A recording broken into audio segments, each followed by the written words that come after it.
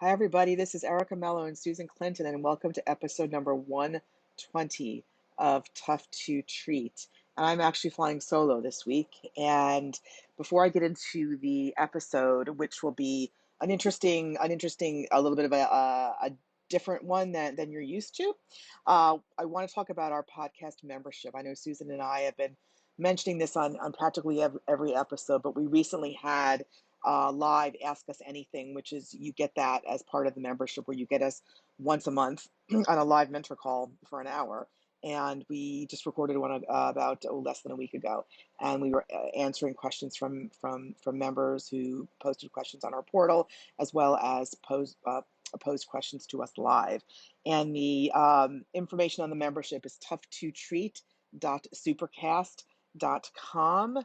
And in addition to the podcast episodes that you receive now, you will get one premium episode, which is either an interview with clinicians that are really flying under the radar, doing fantastic stuff and working with tough to treat patients. And so we've done several already, and we've really applied this in a clinical way to your patient caseload. And how would for example, we had Jessica Schwartz on the first one. How does concussion obviously relate to the tough to treat patient? And it does, obviously, right? We recently just had Megan Wise on, who does fantastic work here in New York City with performing artists. And we also had Daria Oler, who has had her struggle with COVID, and how she really integrates her experience in working with her patients. And so those are the premium episodes you will get, and then you will get an Ask Us Anything. And for the past, I think, 2 times, we've done them live. So those are live mentor calls, guys. Those are free to you with the membership. So once again, the URL is toughtotreat.supercast.com. We will see you there. Enjoy the episode.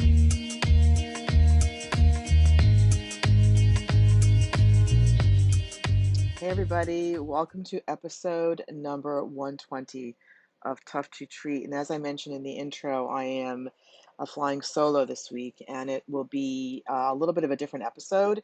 I'm going to be actually talking about a few exercise progressions. And recently, I actually sent an email out. We send emails out to our list, and recently one went out, and it was a case of a patient of mine. And I gave everybody who received our email, sort of an exercise progression of which one would you choose and why. And I did that because I really wanted to get people thinking out of the box in terms of, let's say someone has knee pain and their driver's their hip, which is something I'll mention here. What do you do exercise wise? Their drivers their hips, so why would you give them knee, exercises targeted towards the knee? Yes, they're very close, but there is a difference, and I'll explain. So in that email, I sent it out, and we got a lot of really interesting answers back. And so for those of you who are not on our email list, please go to tough2treat.com and opt into the website, and you'll get a Clinical Pearls PDF that I wrote a while ago, and some fantastic PDFs on sleep and persistent pain that Susan wrote. So if you're not getting those emails, please go onto the website to do so. So when I sent this email out, I will actually read the case. And I want you to think about a couple of things. So when you're choosing exercise progression, and if you want another podcast episode that was recorded similar to this, go to episode number 102. Okay, and that was a similar sort of, if there was 3 patients, a little bit more in depth about their assessment on that one, and then we spoke about basically the treatment for the 3 separate patients. This is going to be a little bit more deeper dive into the exercise progression. Okay, so I will the first case, or the first example, I should say, is female, 35 years old, left-sided pelvic girdle pain. She points to her PSIS, and her main driver is her left foot. So left-sided pelvic girdle pain, pointing to the PSIS, her main driver is her left foot. So the purpose of this episode right now is not to figure out how I determined that her driver was her left foot. Okay, this is really about what you do in terms of exercise. Okay, so her pain generator is obviously probably her pelvis. It was her pelvis. This is a real patient of mine. Was it the long dorsal ligament? Maybe, but it was not her driver. So her driver was a non-painful dysfunction in her foot. Common. We have many patients who have non-painful areas that are dysfunctional that could be potentially driving your patient's issue, okay, or my patient's issue. So this particular patient actually was a physical therapist as well. So she had been treated and was not getting better, and actually had some pelvic health. She actually was a public health therapist, as a matter of fact, and had some internal work done. Not helpful, right, for her. Did not really get rid of her symptoms. And so she has a history in her foot. So her foot definitely prior ankle sprains. And I know Susan and I talk about this so much. Who hasn't had an ankle sprain in their life? If they've had it, because I've had both of my ankles has been sprained, it's a potential driver. Do not dismiss that. Okay, it's very important. So her driver was her foot. All right. So this is where, what would you do? How would you start an inter-exercise program? I'm going to give you a couple of ideas. You want to think of categories of movement and load, okay, and non-neutral and neutral. So we're going to go from neutral, non-neutral, right? Neutral is going to be a bit easier. Non-neutral. Think of non-neutral, more rotational planes, transverse plane, right? Neutral is more sagittal, at least in my brain. Load, no load, unloaded to load. Straightforward. No load, load. Lying on the table, standing up, more closed chain. Then you're going to go open chain, closed chain. So open chain, closed chain, no load to load, neutral and non-neutral. And you can mix and match all of those, but you need to progress your patients through all of those different categories. And it's not like you need to give them 50 exercises, give them 2. There's gonna be certain movements that are gonna give you some really great bang for your buck, okay? So these were the choices here, all right? What would you choose and why? And this is, once again, not an all-encompassed exercise program. This is just, once again, I wanted you to start thinking a little bit, why would I do this and how would I progress? Okay, so pelvic girdle pain, drivers her left foot, poor foot control. Some people, not many, at least in my caseload, do okay with just a foot release. I give them a ball release for the bottom of their foot, then they're fine. I don't generally see that population. My patients need both. They need some release to their feet, and then they need, certainly some control. So choice number 1, seated heel raises, just in sitting. Wall squats, so you'd be facing the wall, hands would be on the wall, and you would go into a squat. Sling squats, those are heel raises with your knees flexed and extended. Okay, so you do a set with heel raise with the set with the knees flexed and extended. And then the last one for this particular is deep squats side to side. So choice number 1, seated heel raises, wall squats, sling squats, deep squat side to side. Choice number 2 for this patient, squats, basic squats, freestanding squats, planks, split squat. Split squat is one leg behind, one leg forward, and you go into a squat. Back foot is up in plantar flexion. Okay, and then the warrior 2 pose in yoga. Okay, which is a little bit more, it's like a side pose. And then a bent knee raise and a bent knee fall out. So this was choice number 2, squats, planks, split squats, warrior 2 pose in yoga, bent knee fall out, and a bent knee raise. And I do a lot of Pilates in my practice, but I know a lot of you don't, so I'm not going to include that here. Okay, the warrior 2 pose is almost like a forward lunge, but your arms are out to the side. You can actually just look that up. So the third choice, one-legged standing, sling squats, again, forward lunges, lateral lunges.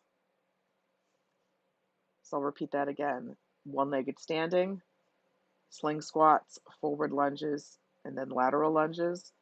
And number 4 is dead bugs, squats, heel raises off a step, and then prone ball hip extension. Those are your 4 choices. I'll read them again. I'll read them quickly. Number 1, seated heel raises, wall squats, that's facing the wall, sling squats, deep squat side to side.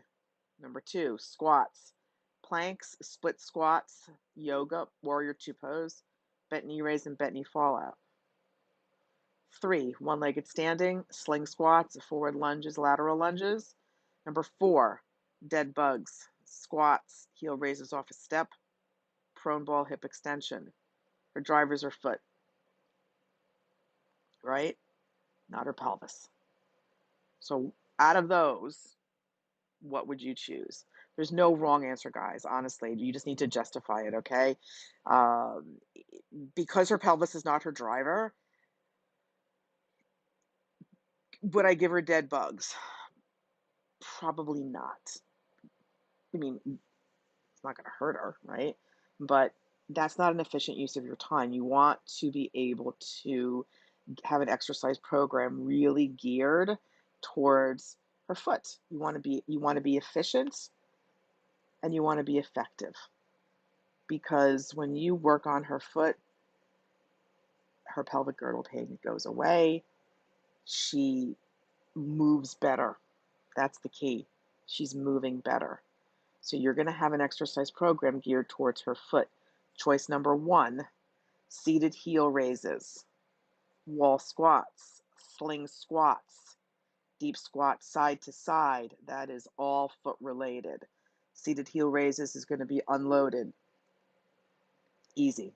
You make them look at their feet, very easy. I always tell my patients, just humor me, do this for 1 week. You want to make sure they're maintaining the pyramid in their foot. Wall squats. You face the wall. When you squat down, the foot should fan, right? It opens up like a fan. The arch should soften a little bit, right? That's a wall squat. Sling squats. Heel raises with knees flexed and extended. Those are really hard to do. I usually start with my patient doing those fingertips on the wall. That's all foot related, bilateral, neutral. Sling squats are more loaded, obviously, than seated heel raises. They are closed chain, right? Harder than wall squats. Harder when you're not holding on, right? So that's still neutral, but that is a loaded exercise. Sling squats off the wall. Deep squat side to side, non-neutral, right? Inversion, eversion. That's a straight foot progression. Yes, could you do other things in there? Absolutely. But these are just, I wanted you to think about, what you would do. This is one option, okay? 2 squats, straightforward. Planks. Would you do a plank? You could, once again. I would not. This is not, obviously if her foot, she has an issue doing something, and if the plank bothers her pelvic girdle pain, you can certainly take a look, but this girl had a problem walking. So planks are probably not an effective use of your time here. You could make a justification maybe for the foot being up in that plank position, but the foot's not moving, right? Split squats are a great foot exercise. So they're really hard for the back foot. They're to her left foot. So when her left foot is behind her doing the split squat, that left heel is up. That's quite hard for the back foot. So that is loaded, neutral, but in a stride stance. So a little bit harder, right? That would fit up in that first foot progression. Okay, you could do split squats after you do, the sling squats and before the side to side. You wouldn't start out with a split squat with this patient. You wouldn't start out with a deep squat side to side with this patient. You wouldn't start out with sling squats with this patient. Seated heel raises, wall squats, you would start out with this patient. Choice number 2 also includes warrior 2 pose. It's a similar movement to like a lunge. Not a bad one. Hard for the back foot because you're in that diagonal pose. You're in that inversion, eversion, and it's the front foot's going to have to take some load. That's non-neutral for the back foot, neutral for the front foot. Not a bad choice. Bent knee raise, bent knee fall out, not effective here, in my opinion, because you're not targeting the foot unless you want to have them move their, tie a TheraBand around their foot and have them do some open chain stuff. I rarely do that now. I do a little bit of open chain with a TheraBand if I'm really trying to encourage disassociation of the anterior tibialis versus some of the extensor muscles in front of the lower in the shin. So I do that a lot with patients. Who have overactive anterior tibialis. That I do that a fair bit, but I don't do, I didn't do a ton of open chain with her. Okay. The third option is one-legged standing, sling squats, forward lunges, lateral lunges.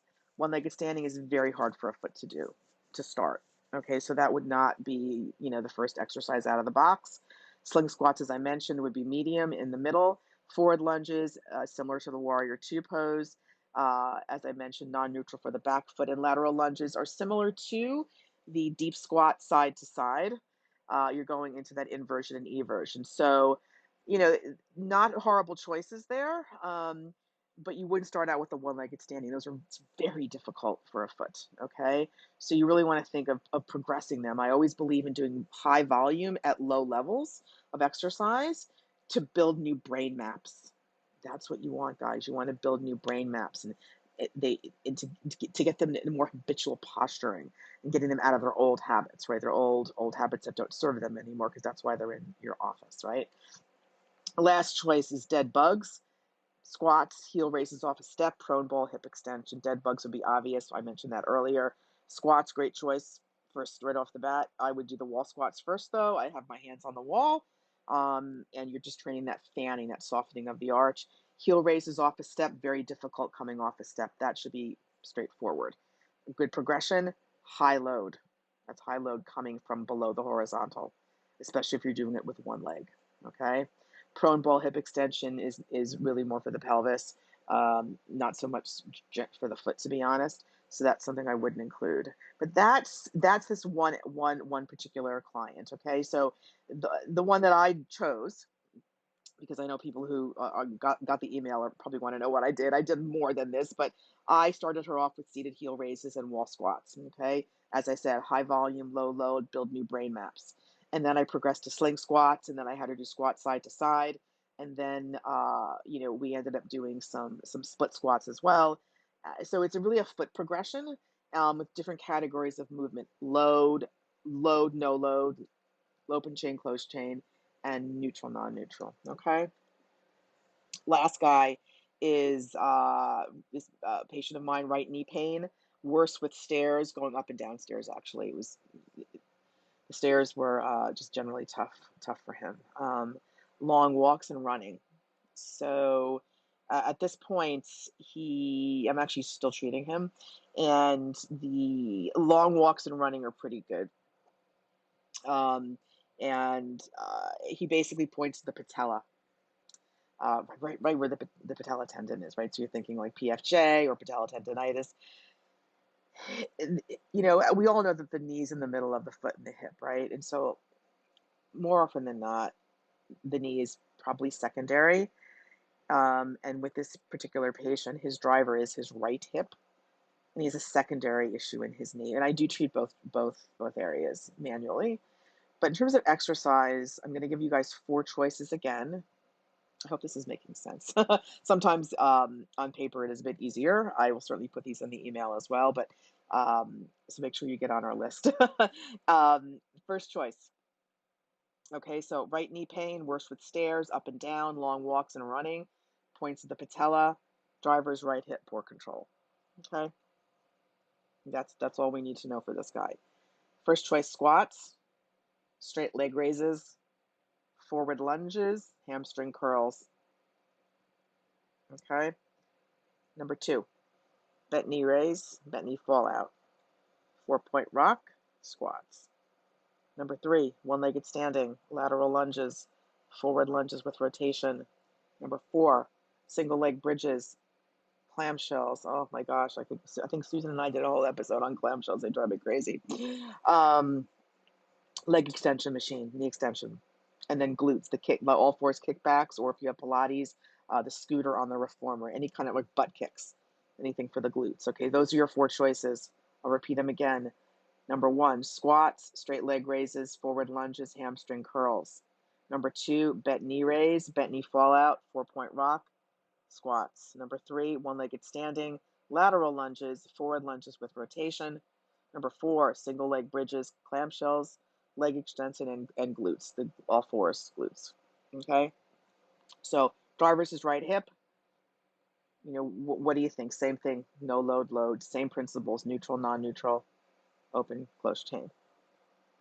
Okay, bear in mind his pain generator is his knee. A little bit different than the first case. I don't really have patients push through knee pain. It's just learned over the years, not a good thing, especially when when you're doing like heavy squatting. Okay, so the first one would be squats.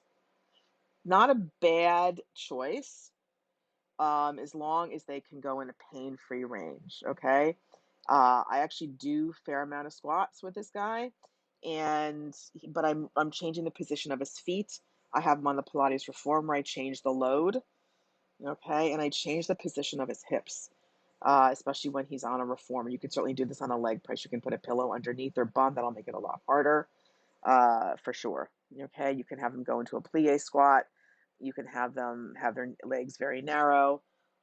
Same thing, normal and wide center of mass. That is a good exercise. As long as they're not pushing into that knee pain, it is something I do fairly frequently. This works on this is a great exercise for the hip. Okay. Straight leg raise is not my favorite. I haven't given a straight leg raise out in a really, really long time. Okay. So it's just, I don't really see the bang for your buck with that exercise. I'm sure there's a lot of, especially post-operatively, people do those. Those are great for that. But I just don't, I don't know. I just don't find it's one of those, fantastic exercises. Forward lunges, very hard to do for the hip to start off with. It is not neutral. Right? Neutral with a hip is going to be squat, hip flexion, extension, right?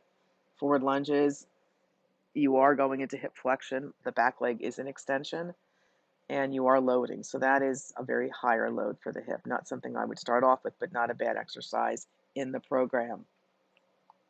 Hamstring curls, right? Those are, you can do those. It's something I have not done with this person. Doesn't really have a strength hole in the hamstrings. But these are exercises like hamstring curls, forward lunges, straight leg raises, squats. Those are all in hip flexion. Just remember that. When you go up the stairs and when you walk, you need that hip extension. That is why in the forward lunges, you want to make sure you get that back hip into extension and make sure it has good control in extension. And I'll talk about that in a minute, okay? Second choice, bent knee raise, bent knee fallout, 4-point rock, squats. All great exercises early on. I give those out fairly frequently early. So a bent knee raise and a bent knee fallout, we all know what those are. And I often start patients lying on their backs with a pillow, 1 or 2 pillows underneath their butt to take out the hip flexor, because people they over recruit their psoas, okay, and they don't really connect to the deeper system, or they'll over recruit their rectus femoris. And so I have them lying on their back in a tabletop position, feet on the wall, 2 pillows under their bum, and they're literally using the wall and gravity to bring the bent knee raise and do the bent knee fallout. You can progress with a TheraBand above their knees, and that works really quite nicely. I do that very often, and I did with him. His driver's his right hip, remember. Bent knee raise, bent knee fallout, neutral, unloaded, right? Open chain for the most part. 4-point rock, do it a lot. He needed a little bit more control in his hip. I had him go 4-point rock. I had him move his right hip into external rotation. I learned that on one of Shirley Sarman's courses. So the right hip went in external rotation, so the right foot moved in towards the left. And I had him rock back and forth as a sort of a movement progression, just to seat that femoral head. But remember, yes, he has knee pain. He's able to kneel on it. Okay, and then squats. Once again, similar to option number 1, okay? You can do different center of mass, change the position of the feet, pain-free range, okay? So bent knee fall out, bent knee raise, 4-point rock, squats, all something I did very early with him. This is something I did do. Okay. Third, one-legged standing, lateral lunges, forward lunges with rotation. One-legged standing is extremely difficult for dysfunctional hips to do. Even though this guy has knee pain, his drive versus right hip, one-legged standing is high load for the hip. Just remember that, high load. Lateral lunges, not neutral, hard to do. Good exercises to progress to. Right? Forward lunges with rotation. Anytime you induce rotation, you're looking at non-neutral, and that is definitely not a early exercise. So one-legged standing would actually probably it is the last thing I'm going to do with this guy, because this is very hard to do for people who have poor hip control. They'll cheat. They all do. We all do. Lateral lunges, doing now, okay, doing well. Those are also hard to do. They're out of neutral.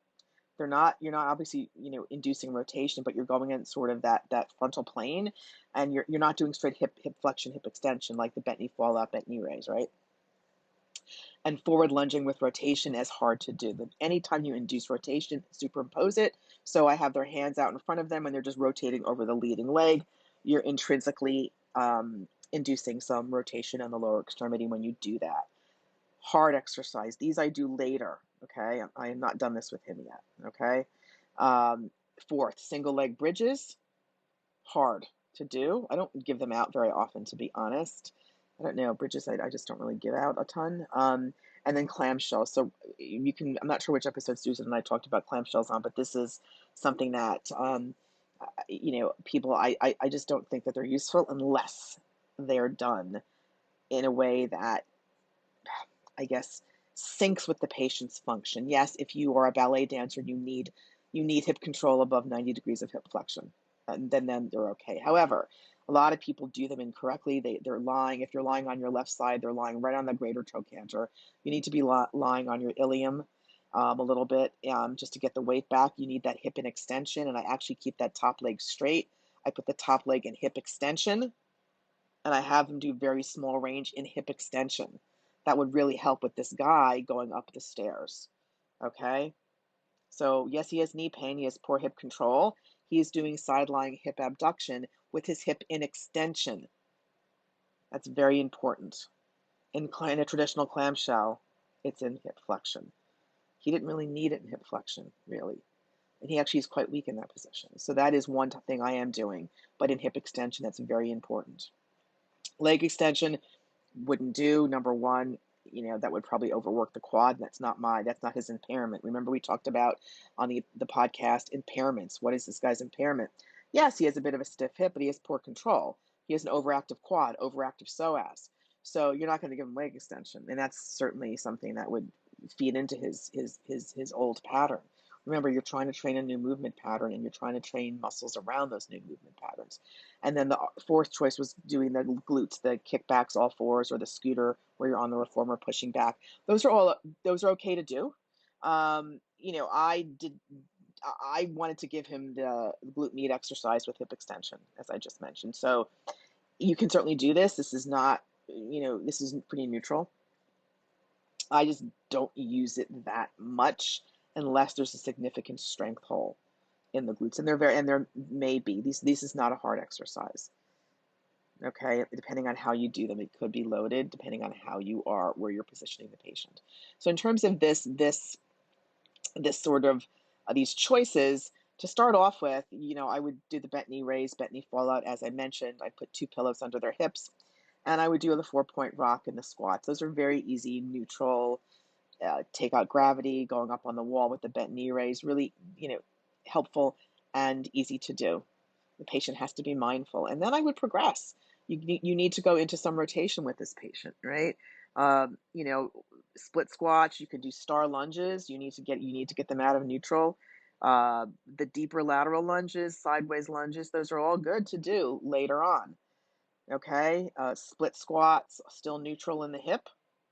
Still neutral in the hip. Lateral lunges, not neutral in the hip. Okay, so you want to bring those in later. So I wanted just to talk about these two patients, just to give you an idea in terms of how or what my thought process is in how I progress the exercise. I hope you understand what I was, in terms of like, I hope I got my point across. And I know sometimes it's hard if you don't actually see this on paper. So when I send the email out for the release of the episode, I'll put all these choices again on paper. Uh, but it's just think about it. If somebody is, we had a question recently, someone was progressing and then they were like sore 2 days later. And I'm okay with sore, but over 24 hours, you either did too much or you know, you're not progressing them according to, or something was too hard, basically, right? So if you start out with somebody for this patient, is this knee pain patient with his driver of his right hip, you're going to start off in single leg bridging and one legged standing. That's going to be really, really hard. I had a patient who he had come to see me, and his prior therapist had started him off with one legged standing, and it made him worse. It actually fractured his hip. I know it sounds crazy, but but that did happen. So you don't want to start out aggressively like that. You need to build habits at lower levels. Okay. And that is what I wanted to come across through here, because the patient will develop a capacity to move. And once they develop capacity at lower levels, they will it'll certainly carry over to some of these harder exercises. But just think about, your creativity is your limit, but justify it. How is this exercise affecting the region of the body that is the driver?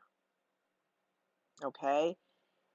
If you're on the right driver, the exercise should not flare up your patient unless you're too aggressive to start or you haven't released enough muscles in terms of, for example, with a lot of hip patients, they tend to over recruit quad and psoas.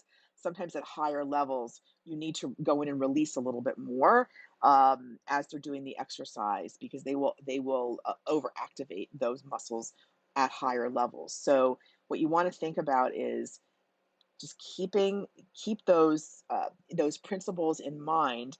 Yes, this is the driver. This is this person's impairment or his symptom. Yes, I know that he has knee pain, and I want to make sure I don't flare that up.